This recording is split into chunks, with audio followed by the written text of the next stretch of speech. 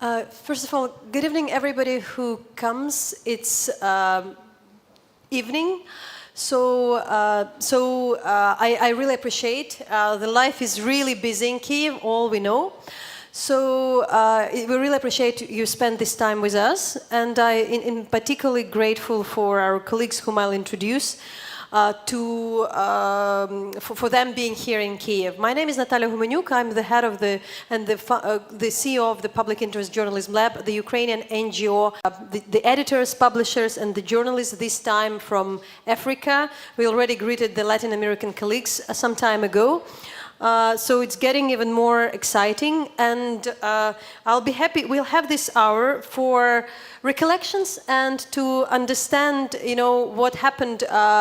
What the people had seen, what they experienced, because exactly we hear for what we name this encounter, connecting the continent. So we'll have a brief round table, what I would say, on reflecting the most interesting stories and what people here heard. But after that, we also would be happy to ask for your questions, because, as I said, for me, one of the most important things, it's really about listening, rather than about, it's rather about than listening, because, of course, there are a lot what Ukrainians want to say. There is a lot of messages what Ukrainians want to tell to the people. However, for us, absolutely critical is to listen. Also listen about your continent. So I'm about to start introducing to who is here with us in the room. So there is Simon Allison, who is the international correspondent and the editor from South Africa, but is an editor-in-chief of the Continent newspaper. Simon will have a chance to explain more about his publication. Simon is from South Africa. There is Mondli Mahanya, who is also from South Africa and the editor-in-chief of the paper City Press. We also have Dapo Olorunyomi. I'm still sometimes looking, to my notes to remember the surnames, who is the publisher of one of the leading Nigerian publication, Premium Times. We have Zubeida Kananu, who is the president of the Kenyan Guild of the Editors and also the host of the news at the KTN TV channel, as well Pierre Akpro, who is the anchor but also an editor from a Cote d'Ivoirian private channel, Nuolchen, if I'm right. And also Agatha Atuhaire, who is a Ugandan journalist, lawyer, activist, and as well Rashida with Husu, because there is way more names, who is the editor-in-chief of the private radio.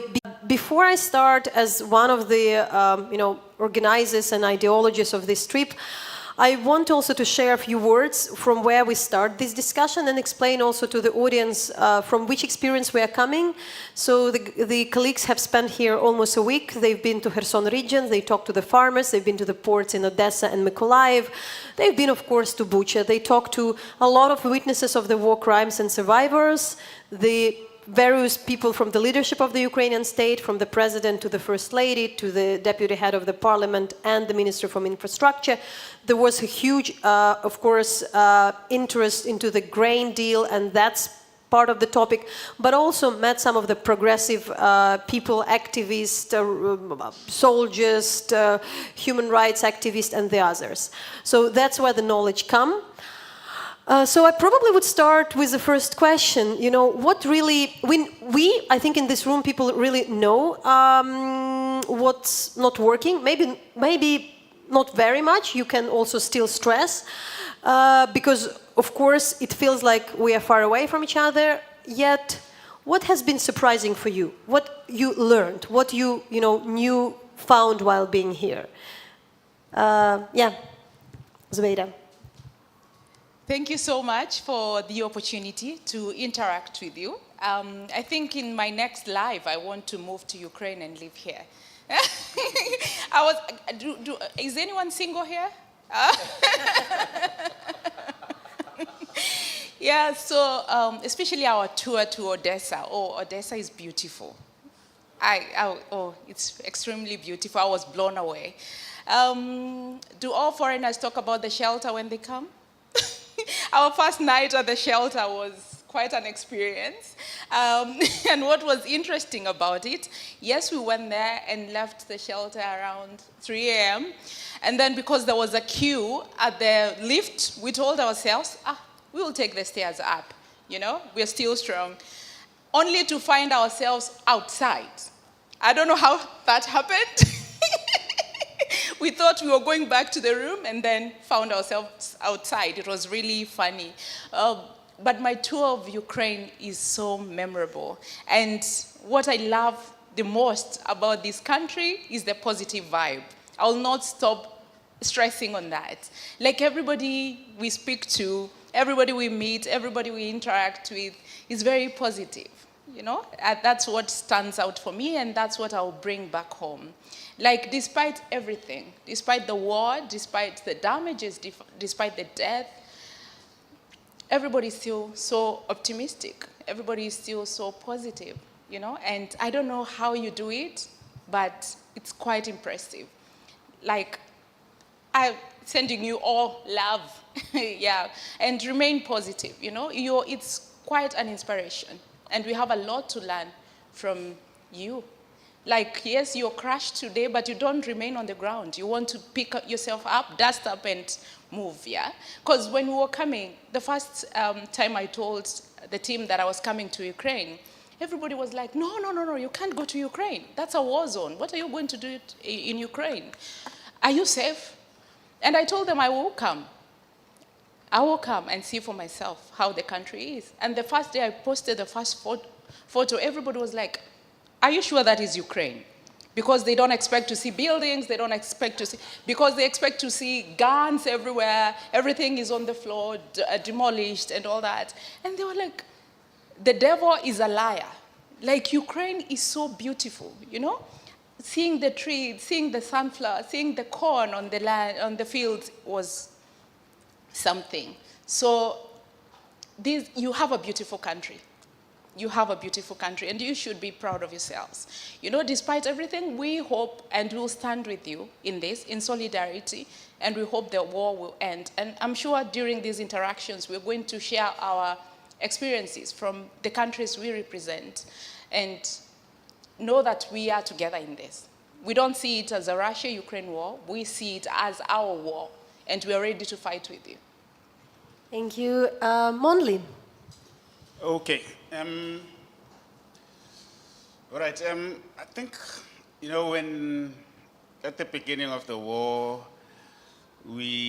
those images are still stuck in our minds, where we saw the columns of tanks and armored vehicles basically advancing, and there was that one where there was this long column that was basically kind of like, and it parked somewhere, kind of like, and you'd read in the reports that it's so this distance from the capital. And I think there was an expectation from everywhere, I think certainly where we were, that basically that Kyiv would fall anytime. I mean, I think that was like and that this would be a rapid thing, and the only thing that would be discussed afterwards is what kind of ceasefire happens.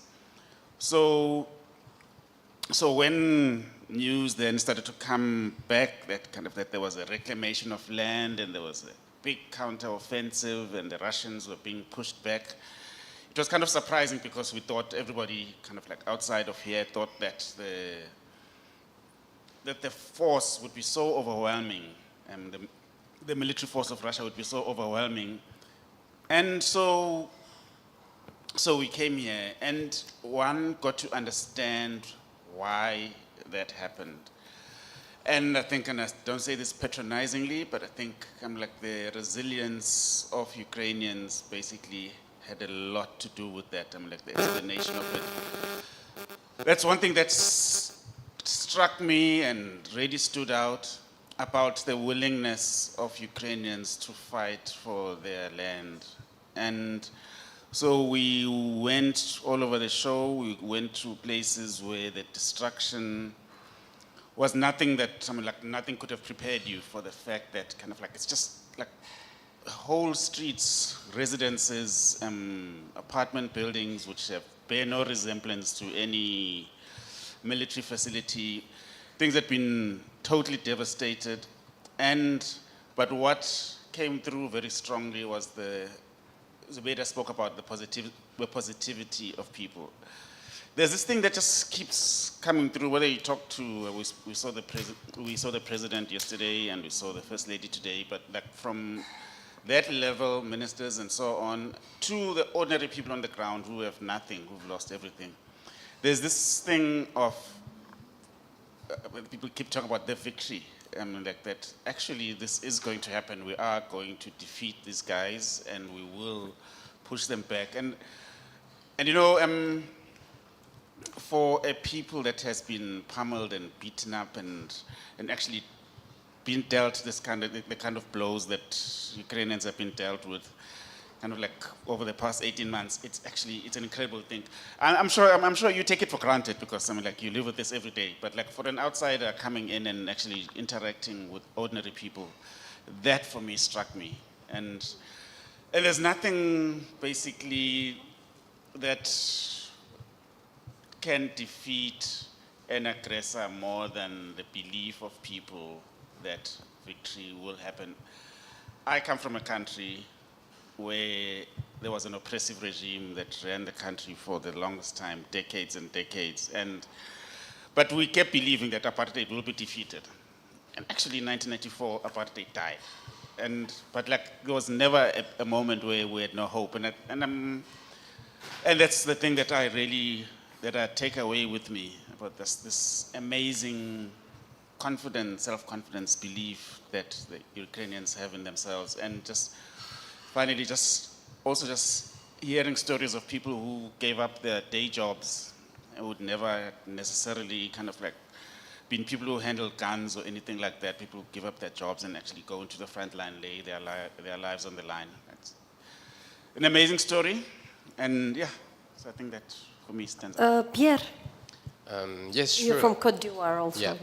I think as my colleagues and now friends, after sharing this experience together, the first thing that strikes you is the aptness on the faces of the people, not forgetting that there's still something ongoing on the battlefield. And when we're saying that we see the life going, happy streets, we're not forgetting about what's happening on the battlefield. Just for you to keep that in mind, but it's really something that strikes when you arrive in a country and people say it as war, and that you've been seeing pictures and images, videos in the medias, which has also led us to interrogate ourselves on the coverage and the storytelling of life of the people in this kind of situation. The second thing for me is the sense of sacrifice, as Mandley was saying, meeting people who gave up the daily life to join the rank of the army is something quite striking. And also, the most important for me is to have a story that has a country that has a history of fighting for democracy and fighting authoritarianism. That goes so way back in history, and I think it builds a society. And I think you being united as a country against in the fight against this war comes from a long tradition of fighting for peace, and many of us comes from countries that are still fighting or trying to rebuild ourselves as countries, and that was a very interesting thing and a good lesson from where we can start things. Simon.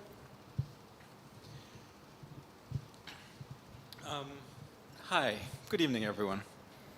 We interviewed your president yesterday, and he said something.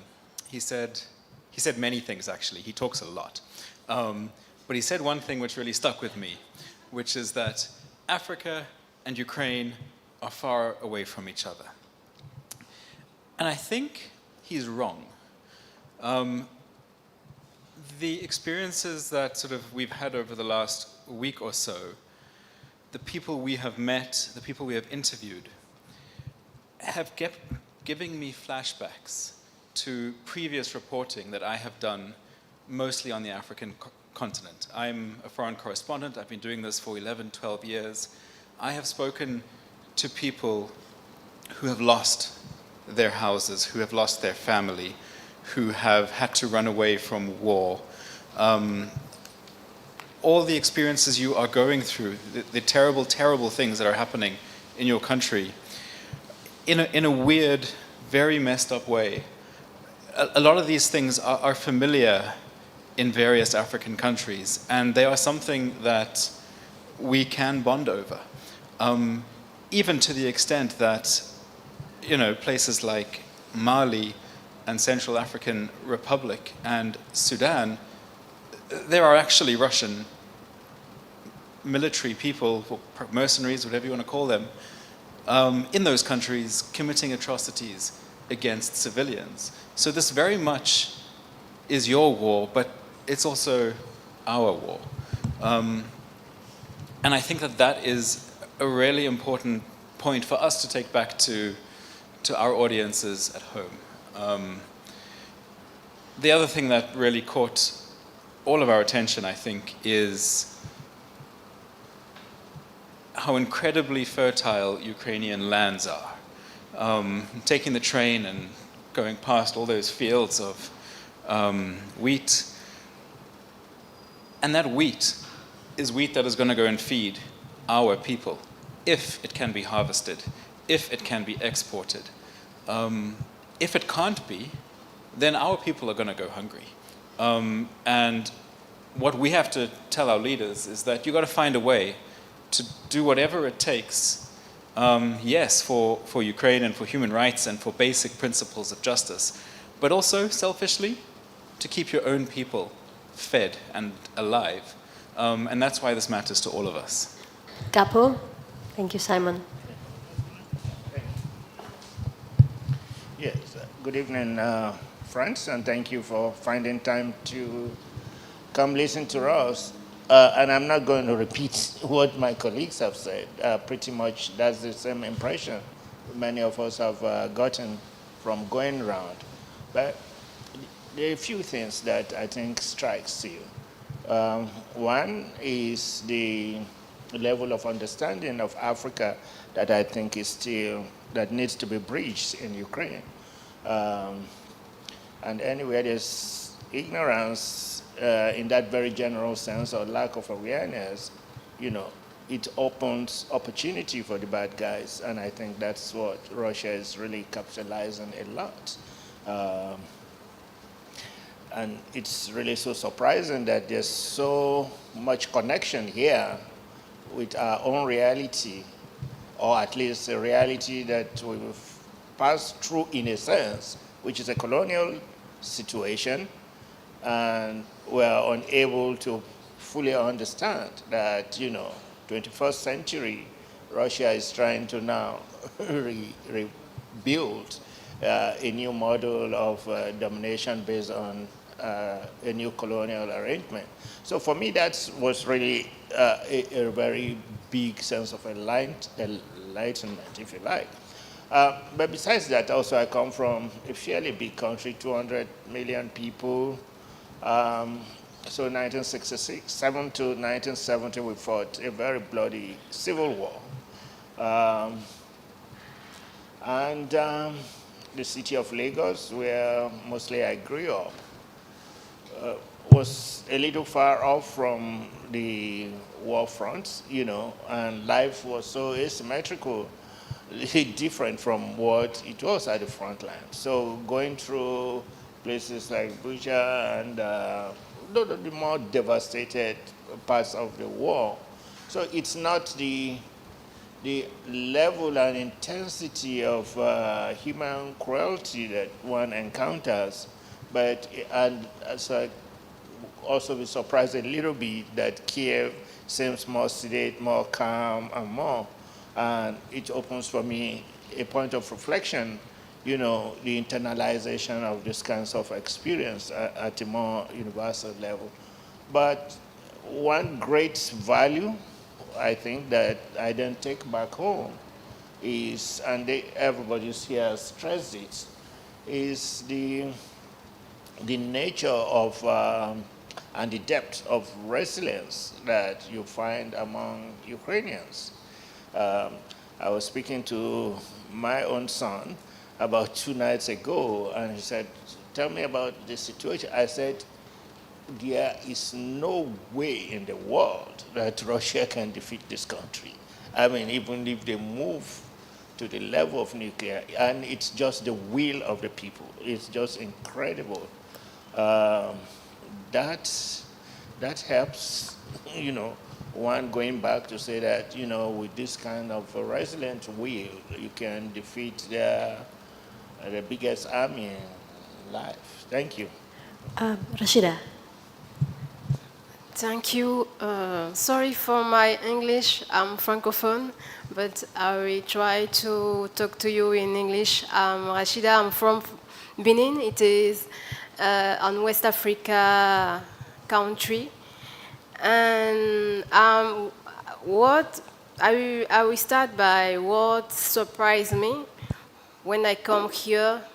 It is the life, because when you say Ukraine today, it is the war, destruction, gun, and when I came here, I see the life. People are walking and enjoying on terrace, and I was very surprised by that. I talk about it there, let's say 2 hours ago with some deputy. And it's because our work is important, go on field to see what is happen. Because when I'm coming, people say to me, it is very dangerous what you want to do. I didn't inform many people, like my mother. It is when let's say at 2 or 3 days before my traveling, I informed her, and she hasn't choice, and she let me go. And each 2 hours, she texts me, what's happened? What has happened? So it is to talk about the picture people have about Ukraine today.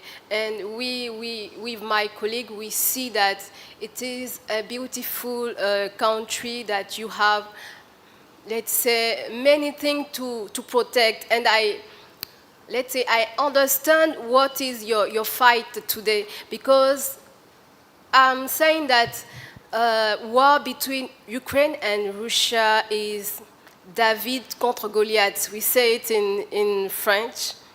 I don't know, it's the meaning of English. It is a small boy, let's say, in front of a biggest person. So why did you continue these wars? I'm wondering me. Now I understand, I get you, and I encourage you, because you have many things to protect, and I hope that this war will end, because it blocks, let's say, many things in the world.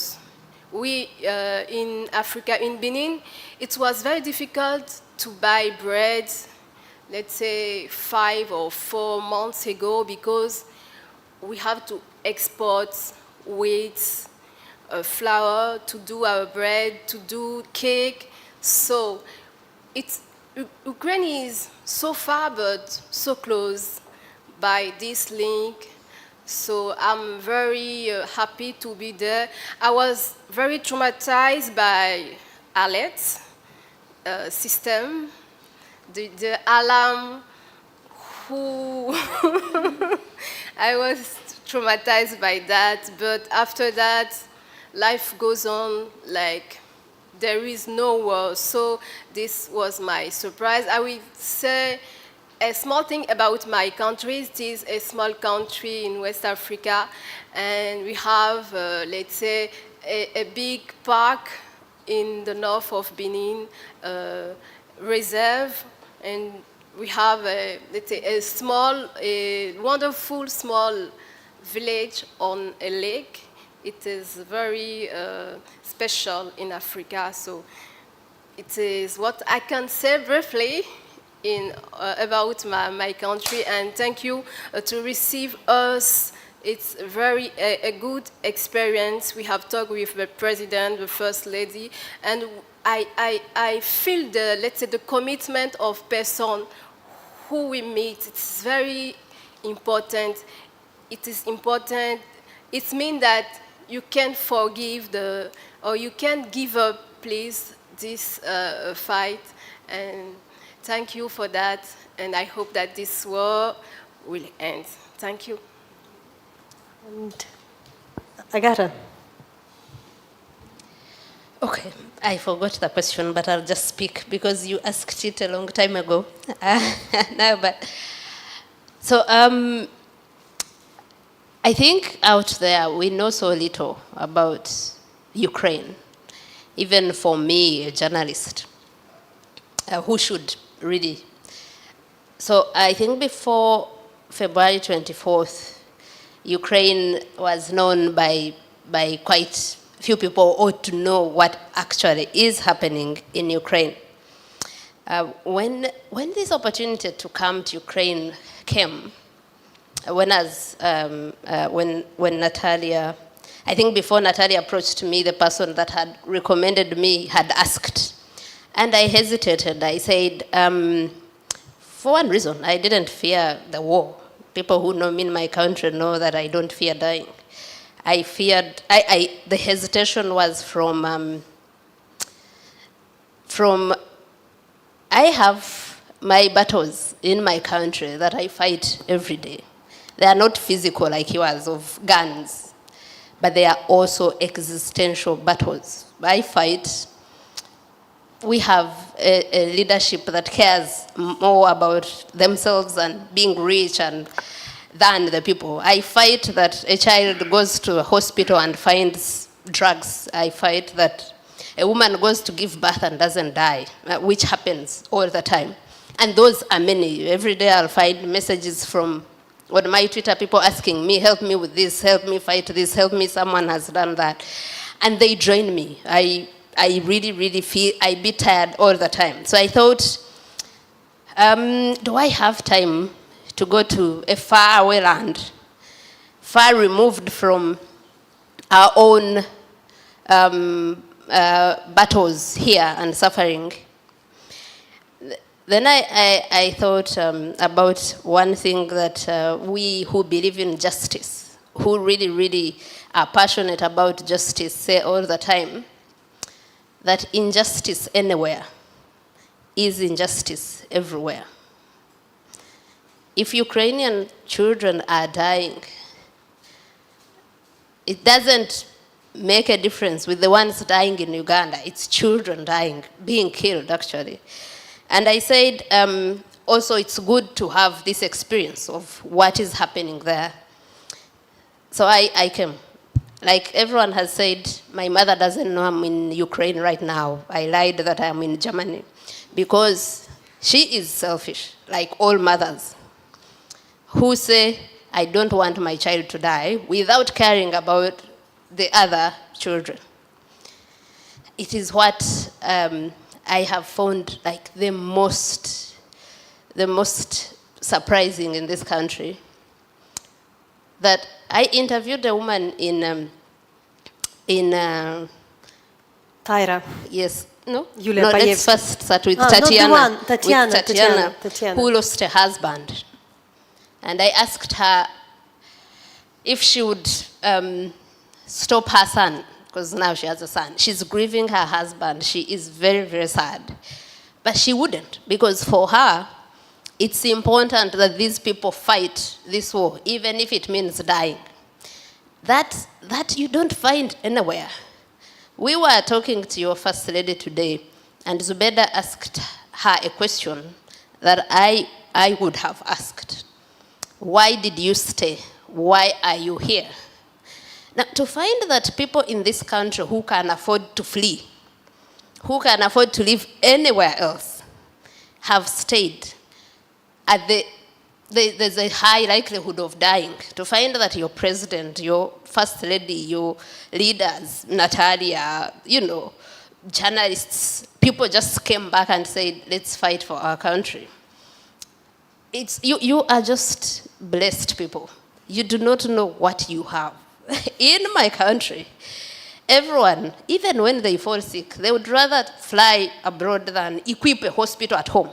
Now, to know that you guys have people that think more about who cannot afford to fly, to flee, and say, let's stay and fight for them, it's a blessing.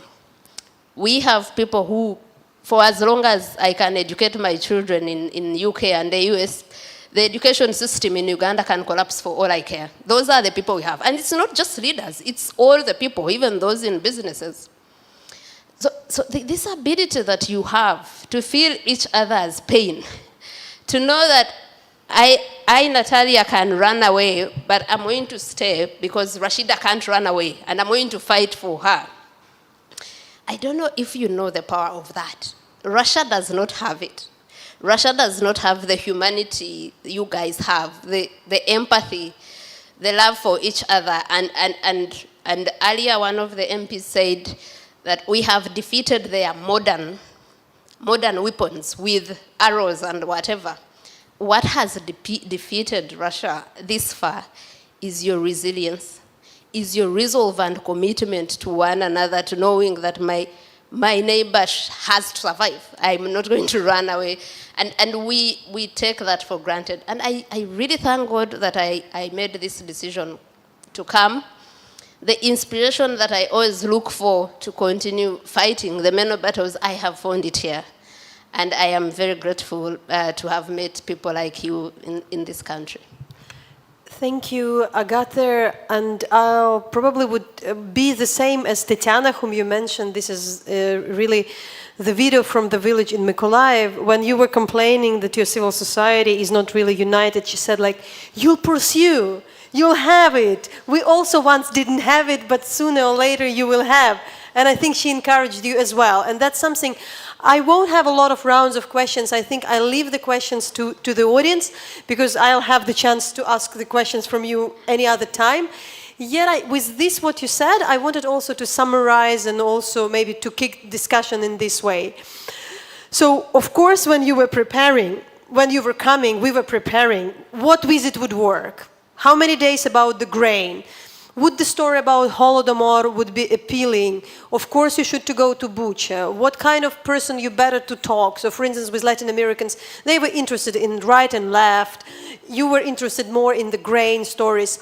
I was reading about, the history of and stalling values of Benin, stalling and now, preserving in the museums of Britain and things like that.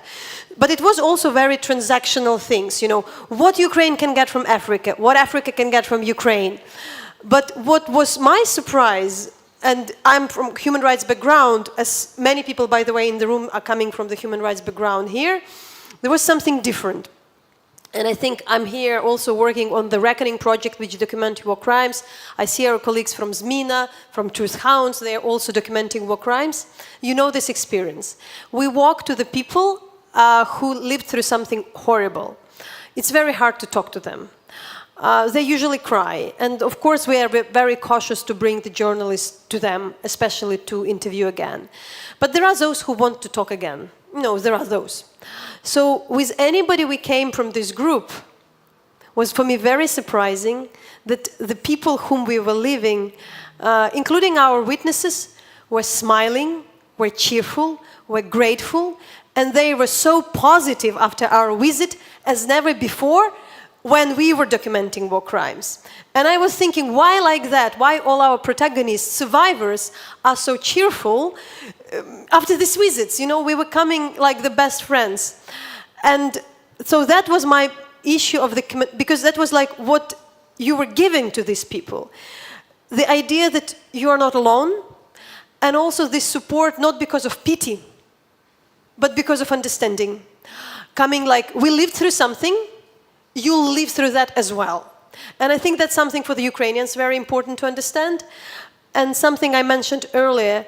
But there were some questions, you know, like there is no hope, it's so bad when the people were trying to tell. I think also you give us the history, we give you the hope that, you know, it's possible in the future. So that is something also new for me, you know, to understand this very unusual bond of what your, you know, just support, what very basic support can bring, not to me, but because we can interact, but even to these people in the villages we met. So with this, I kindly ask you, you know, raise your arms, please introduce yourself. It's a friendly company of the people who are friends and colleagues. The only thing I say, like I earlier asked the questions everybody while preparing, that if there is anything you want also us to know more about your countries. Also, you can insert in these answers, but I don't want to make another round. So I see Alexandra. Yeah. Who was first? Tanya? Okay, okay.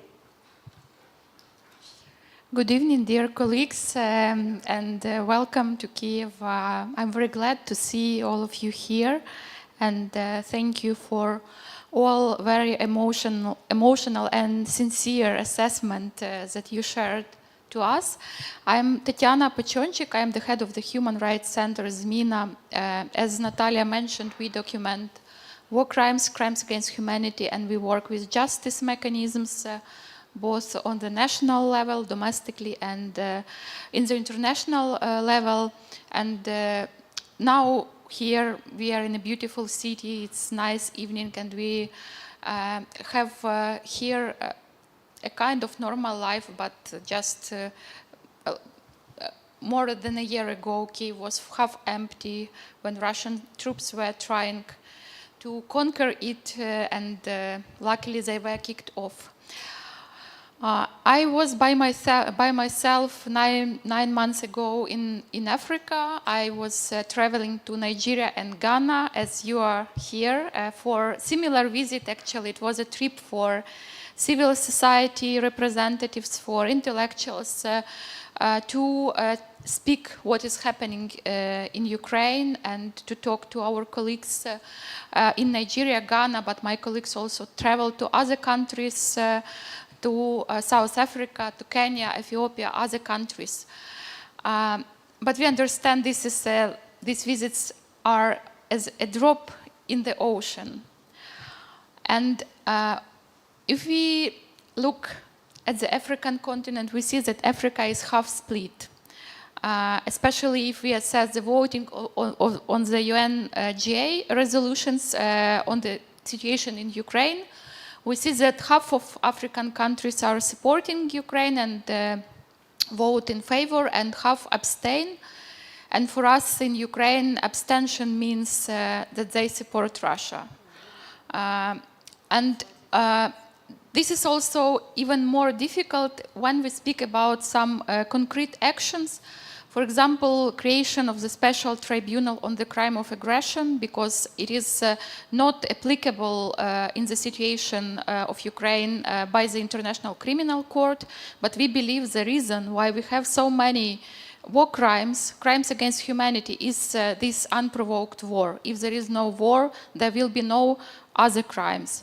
So if we fail to put Russian leaders accountable for starting this aggressive war, it means that we will work only with consequences of this war, but not with the reasons.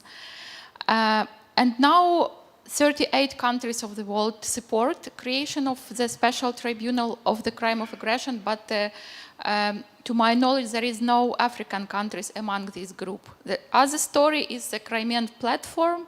It was the format created several years ago for the deoccupation of Crimea by the President Zelensky, and it has also several dimensions, including the civil society dimension, expert network of the Crimean platform. And by the way, it is having a conference, annual forum, just today and tomorrow in Kiev. And if you speak about the Crimean platform, 54 countries support it, and only 4 of them are African countries: is Niger, Liberia, DRC, and Cote d'Ivoire. and when we were speaking about Crimea in Africa, we also saw very little knowledge about the Crimean Tatars, indigenous people, almost know of the people whom we met. They didn't know about it. So I would like to ask you, what advice would you give to us as Ukrainian civil society? Because we do believe in people-to-people actions. What can we do more to create more understanding and more support in different African countries towards the situation in Ukraine? Thank you. Because as civil society, we won't bring grain. We should admit that. There's, once you start speaking about international court, there's something that automatically resonated. In Africa, I think we have a particular sentiment about those courts, and I can understand why there would be a reticence to, to sign such things. There's a feeling on the continent that there's been a gap in the treatment of international crimes or war crimes. So far in international courts, only African leaders have been prosecuted. And we've noticed all over the world that there were crimes happening. And just to let you know, I was presenting the news that day when there was the thing about Putin being prosecuted, and I was hearing in my ears people laughing like, what will they do? Most African countries don't believe in the power of these courts when it comes to European or Western leaders. So I think for your civil society, it would be to really explain perfectly the mechanism of those courts, why they would be appealing to African countries, and ensuring them that those kind of courts will, treat equally people that would come in front of them. Because so far there's a really, really strong disbelief in the efficiency of those courts on our continent. Yeah. You speak about a drop in the ocean. It's fine. I mean, let there be many drops in the ocean, and it creates a lot of things. And I think if you don't do it because you think my little contribution is little, I don't think you'll garner any momentum. So, I think, so two things. Natalia spoke about, she used the word transactional. I think the relationship that Russia has with many countries in the developing world, and on our continent in particular, is very transactional. And transactional not with the people, but transactional with the decision makers. So you actually need to overcome that. Obviously, Ukraine doesn't have billions and billions of spare cash lying around that you're going to be dishing out to corrupt politicians all over the world. So it has to be a different thing. And also, you do not have the kind of inclination or resources to be having basically whole factories of developing fake news and propaganda and so on. I mean, like, it would just be also just against your own ethos, so I wouldn't be expecting you to stoop to those levels. But I think there are different things, and that one cannot overestimate the power of people to people. I mean, like what you did shift a needle, and you may not see it immediately.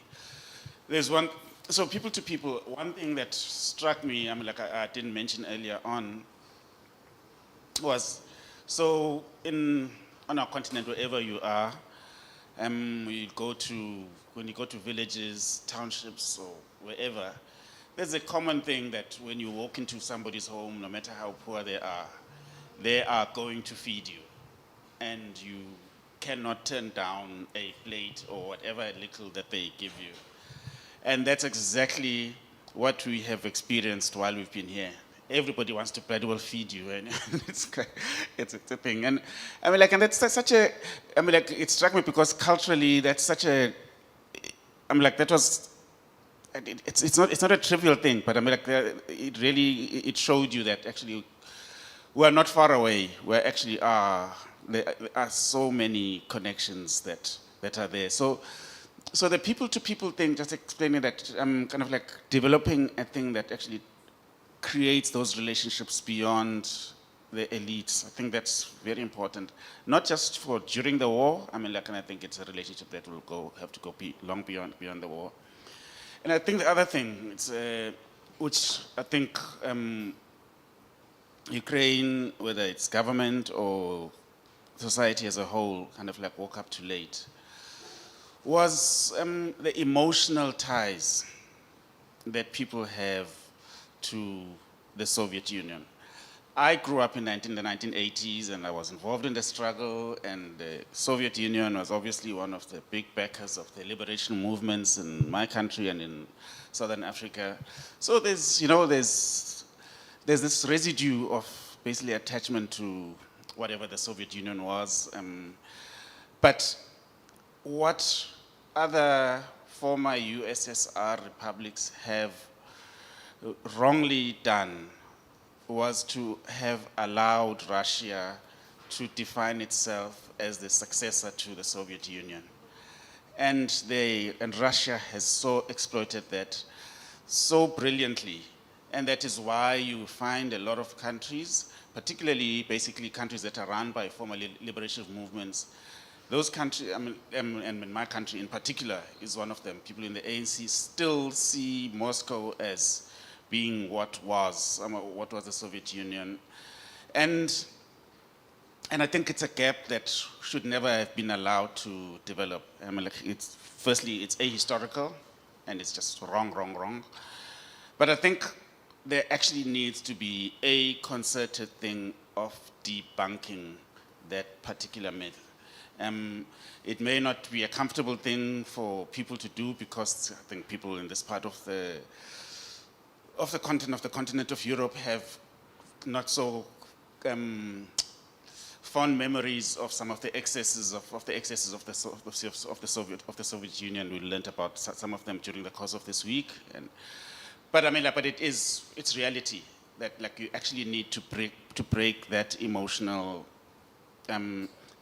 cord and actually kind of like and debunk the lie. So I think it's something that actually is necessary to do. Just one little point. So there's a view that you have when you want to create a change. A bit closer to, just put it closer to the... I don't want to swallow the mic, that's pro. So where are the people? Where are people today? I think we should use that a framework in how civil society engagement in Africa. And the first place I think we should learn to work in, and where Russia is able to build that emotional cord he spoke for, is in the labor unions. We have to find a way to insert a new discourse that challenges that mainstream, which suggests falsely that the Soviet Union is an equivalence to Russia. The second place I think we need to really put pressure and work in is in the communities of faith. The community of faith in Africa is huge, it's extremely powerful and influential, and if nowhere, it has the widest reserve to build emotional connectors. If we're able to find a way, either through the kind of trip that we have made in these past few days, for either church people or Islamic clerics who are very influential, just to see for themselves the sheer brutality and cruelty that Russia has meant, I can assure you that it will really move people. Lastly, I think where young people are today, and a lot of factors responsible for this, is also social media and Russia is playing huge and big in this area. So I think approximation of all I've said is that we don't merely want to bring the reality and the message of what's happening in Ukraine. I think the challenge should be, how do we build a constituency for Ukraine in many of these other countries? And it sounds similar, but it's a little bit different, both in terms of strategy and implementation of those goals. Thank you. So probably, Alexander, there would be, questions. Yeah, please Yes, introduce yourself. I'm Alexander Shevo with Ukrainian Foreign Ministry.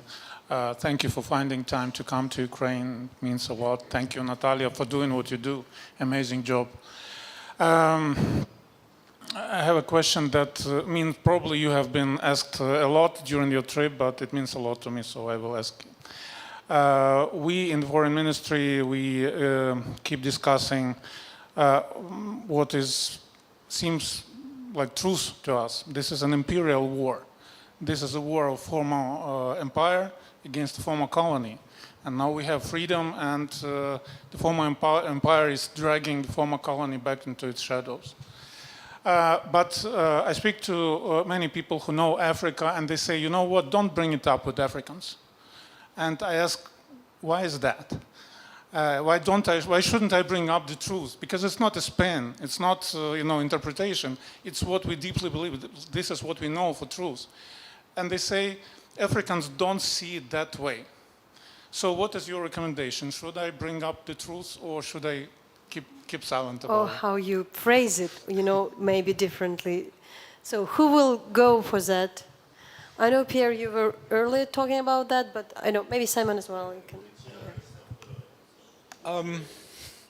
It's a really, really good question, and it's a very difficult one. And I suspect the answer will differ with each African country that you speak to, and their own particular histories.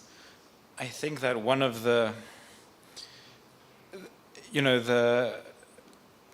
in many African countries, the struggle against the colonial powers took place in the era of the Cold War.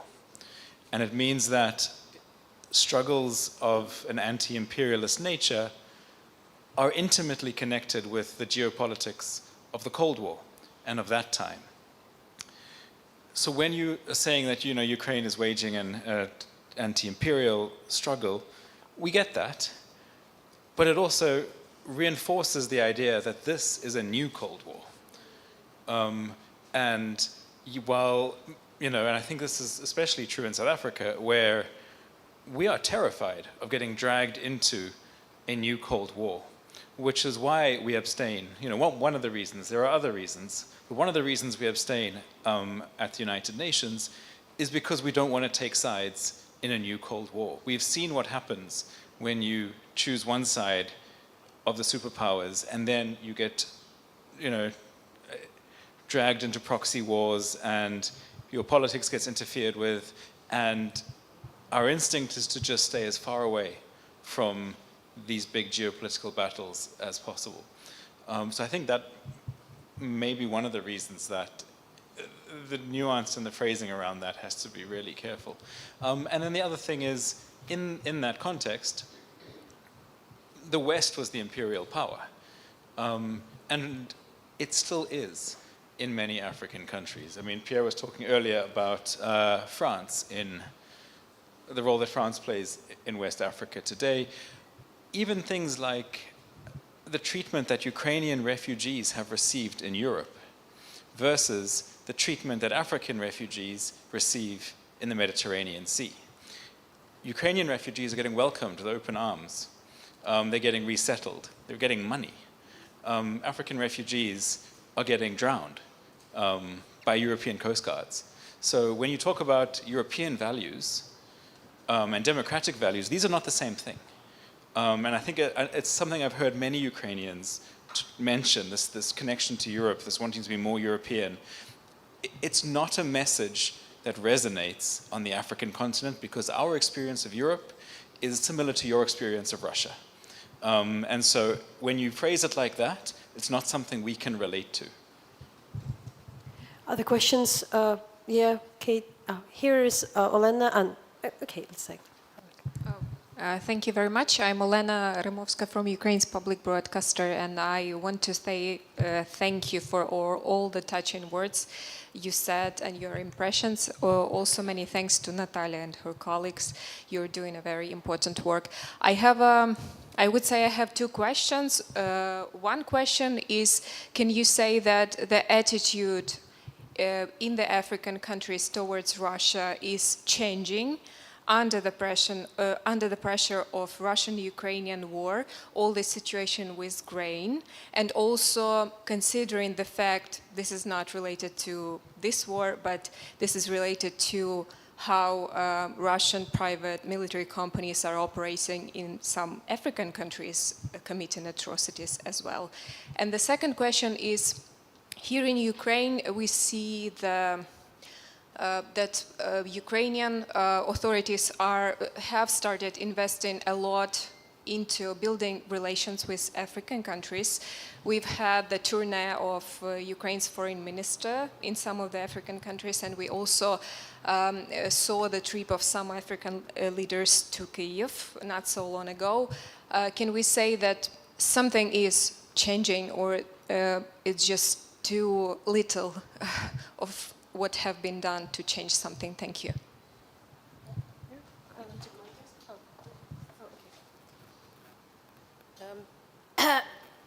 Thank you very much, and I will tie it with what I wanted to say to the ambassador here about saying the truth and how do they say it, because they don't want to hear the truth. I think at the end of the day, what you need to say is what will earn Ukraine more allies. And I'm not saying say a lie. I am just saying say the truth in a way that you appeal to people to support your side, because that's what your enemy is doing. The propaganda that we're talking about, that's what the enemy has done.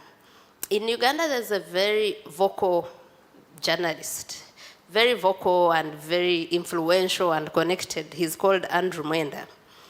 And he has made it a point to tell people that Russia was right to invade Ukraine. Before I came here, I think a week or two before I came, we were at the Swedish ambassador's residence to launch a short film that a journalist from Uganda did when he came to Ukraine. And after that, there was a panel to discuss the war. And Andrew Mwenda was on the panel, and he repeated what he has said so many times, that Russia was right to invade Ukraine because of that whole excuse that it was militarizing and joining NATO and becoming a threat or something like that. And he was, we were all seated there and kept thinking, and he was saying, and earlier I told your MPs that you pay for the sins of your allies, the West, that they call the West.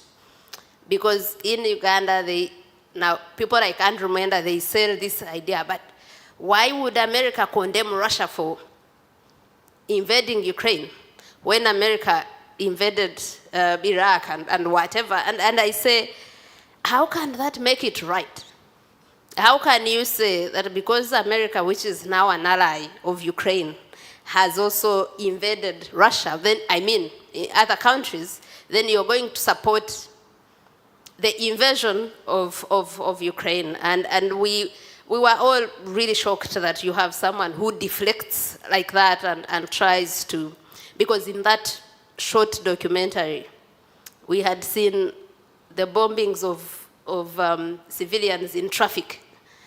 How do you, the killing of children, how do you now say that it was right because there was a threat? And I was glad, which is one thing I should have told you when I was saying what I have learned in Ukraine, that there's no Ukrainian that I have spoken to or met who has any iota of doubt about why you guys are in this war, who thinks that our president provoked this war and we are being killed because of that.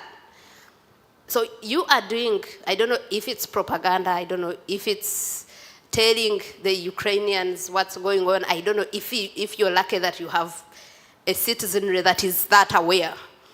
I think it's the same thing you need to do to get allies outside and make whatever you have done here to convince your people that this is an existential threat, that you need to do that to convince the allies that you need. I am glad that you people realize that you did not take time to make allies earlier. I think we all learn from experiences. Experiences, good or bad, leave lessons. Your First Lady today was talking about it and saying that we had not paid attention to Africa. Now, when you learn that, now it takes me to Elena's question, is that what you're doing right now is changing something. The reaching out, the asking for support, even if it's just a vote in the UN General Assembly. And I am sure that from here on, even after the war is won, you will know that it is important to reach out to people that, especially those with shared interests, shared problems, which is what really brings Africa and Ukraine together. And in terms of reaching out and civil society, I think we should start those kinds of conversations. If it's exchange programs and the people that are working on war crimes investigations and documentation, you could reach out to African countries that have gone through the same. You could, do alliances of civil society alliances with human rights organizations. I am happy to share the ones I think are reputable enough and the people to have these sorts of partnerships with. And I'm glad we all learn that we need each other, that we need that nervous system where even from far in Africa, we feel the pain of the people of Ukraine. Thank you. You've touched on something I hold so dear. And as we leave Ukraine, I have a new name. They are now referring to me as the grain lady. So when you talk about the grain, it's something that I hold so close to my heart. Because in everything that happens, what I ask myself is, yes, you're doing what you're doing, but at what cost? You spoke about justice. When you look at the justice system all over the world, it's like the courts were made for the poor and not for the rich. In Kenya in 2007, more than 1,500 people died. More than 300,000 were displaced. But to date, no one has been held to account for that. So it's something that we share, and we hope one day that justice will prevail in our countries, Because when I look at, I don't care about politics, but when you look at all these politicians, it's like they have selfish interests. They don't care about their citizenry. It's always about, who is more powerful, who wants to dominate, and all that. But at what costs? Which takes me back to the grain story. Last week, there were demonstrations in Kenya. And it was all because of the cost of living. I gave this example when we had a meeting with the politicians. A pack of 2 kg, a bag of corn flour, which we would buy for less than $1. Right now, we're buying it at $200, $300. One pack, 2 kgs. That's our meal. That's what we eat in Kenya, But people cannot afford it. 5 liters of oil that you would buy for $10, right now you buy it at $20, $30, Wheat flour, a bag would go for less than $1. Right now it's $20, $30 to get a pack of 2 kgs wheat flour. And how many people can that bag feed? Most people in Kenya earn less than $1 a day, you know? Life has become so tough for everyone. And that's why at the beginning I said, this is our war, because it's not just about Ukraine and Russia and who wants to dominate. It's about the suffering that people are going through. There were demonstrations last week, 5 people died. When we were with the politicians a while ago, I received text that for the next 3 days, there would not, students will not go to school. Why? Because of the demonstrations. People are going to the streets to demonstrate because of the cost of living. But is anyone listening? Do they even care? You know?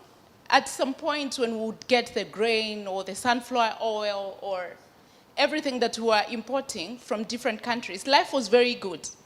But right now, everything is at a standstill. People cannot afford a meal. People are going to bed hungry. But do these politicians care? Do they care? It's really, really painful, you know, when you think about it. Because why should people go to the streets to fight for food?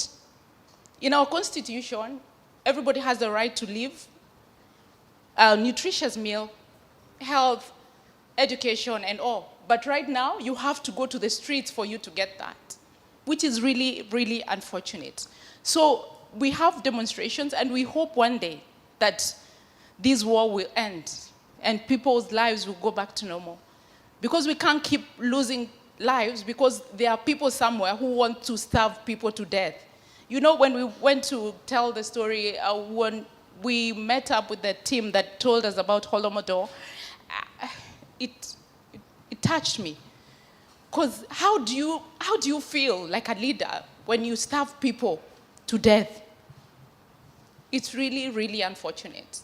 And that's why we feel that we are with you in this, because we want to win the war.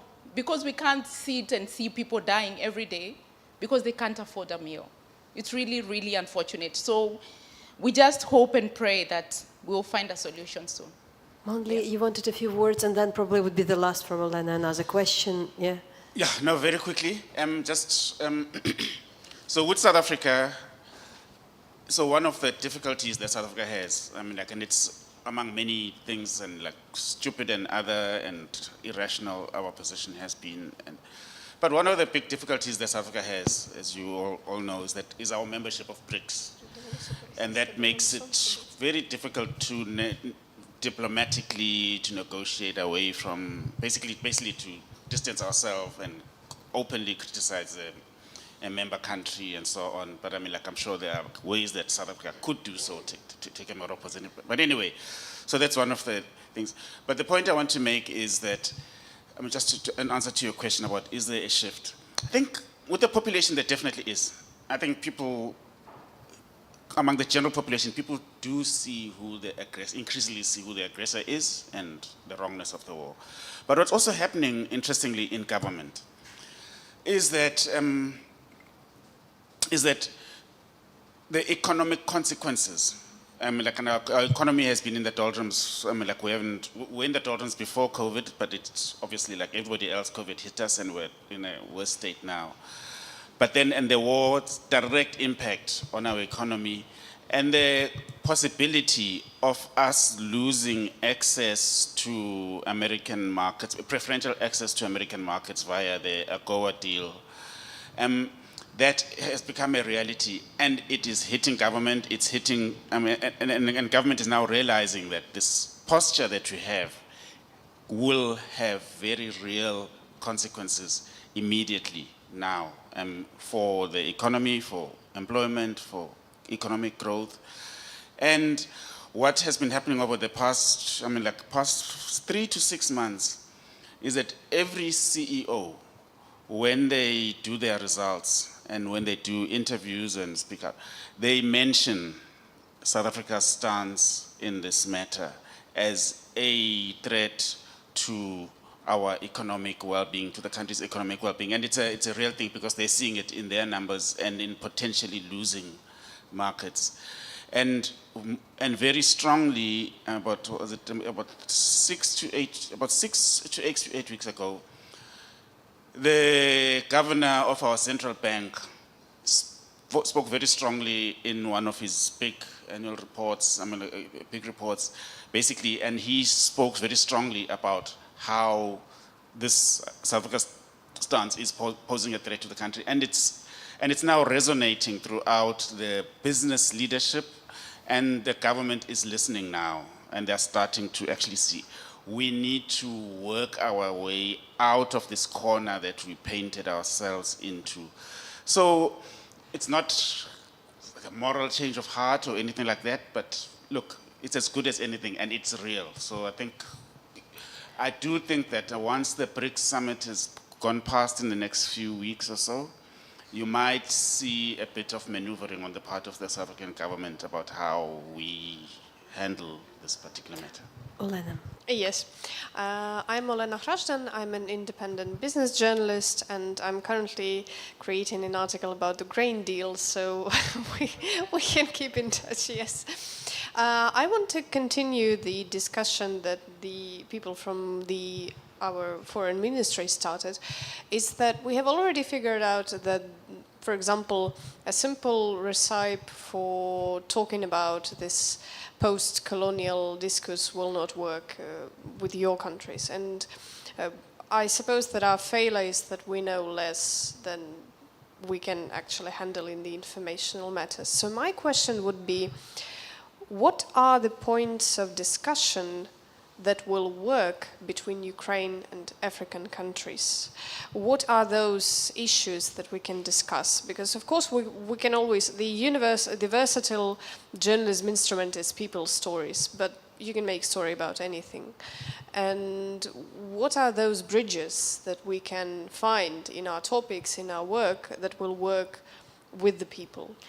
Okay, thank you. Thank you for these great questions. For the ending, which would be a great opportunity. Maybe we can be even short. It even would be better, because it would be kind of a lot of brainstorm ideas. You have your mics?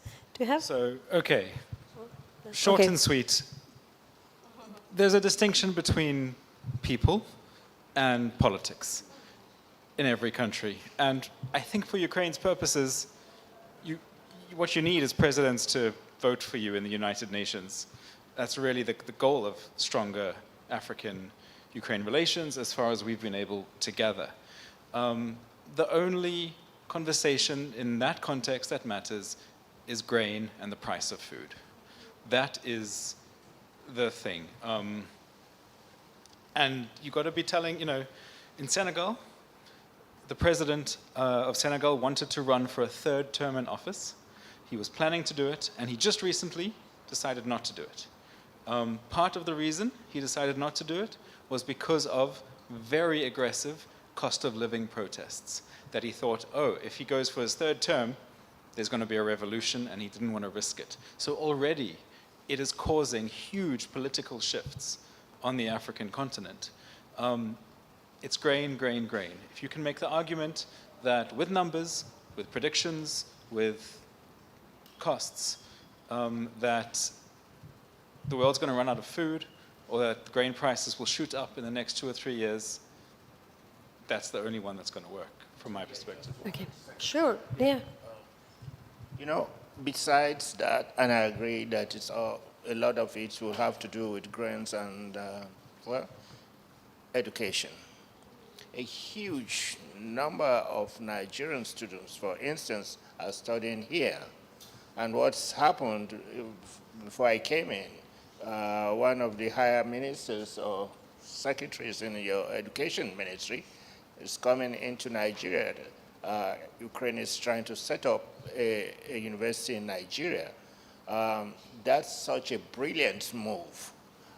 Those kinds of silent connectors are there, and one country that has taken advantage of something like this so brilliantly has been Turkey. Most, because of course our facilities are not, and if you just calculate the number as a business journalist, you see, it's one of the biggest headlines first quarter of this year, the number of foreign exchange that's going to both UK and the US, so much so that the two countries are fighting now for African students. That's something that also needs to be built on. Also, one of the interesting things to do is, I think in our countries, as for example in Côte d'Ivoire, we've had the same leaders over maybe since I was born, that are, you know, like fighting for those power positions. And I think you have this young generation that is also coming, that has new ideas, that wants new partnerships, wants to see the world work as equals. And you should not think only in the short term of who's going to help you get out of this war, because the world cannot sustain such a war for, you know, such a long time. We have to find a solution. But as for building bridges, you have to talk to the young people, the new guard of politics as well, to make sure that, you know, they are for the long term. Okay. For bridges, I just want to add this. I think that through education, we can build many things. I know that we have scholarship of Ukraine in Benin. I don't know how students were there, but there is this relationship. If it can be developed, I think that we can build something more than grain is important, it is life, it is food. Beside that, we can develop this, let's say, relationship, education, your parliament with our parliament, and another size of relationship. And I just want to reply to one question about changements before the war and after. I think that many things are changed, because after that, with me, and I know that person think like me, didn't know that we can live or we can see, let's say, the third world war coming.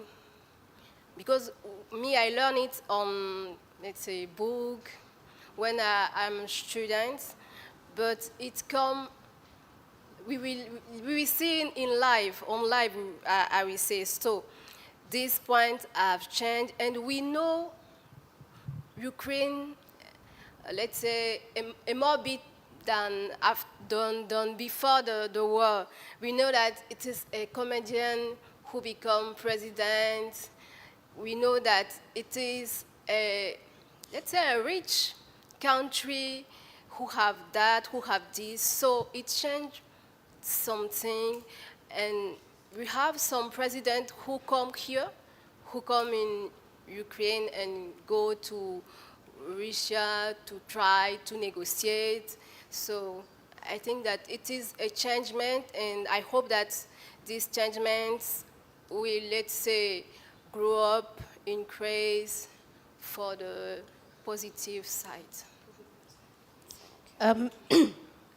I still will thank you very much for coming here to listen to us. And about building bridges, we support you, the people, just the ordinary people who have nothing to offer, who can't vote at the UN General Assembly.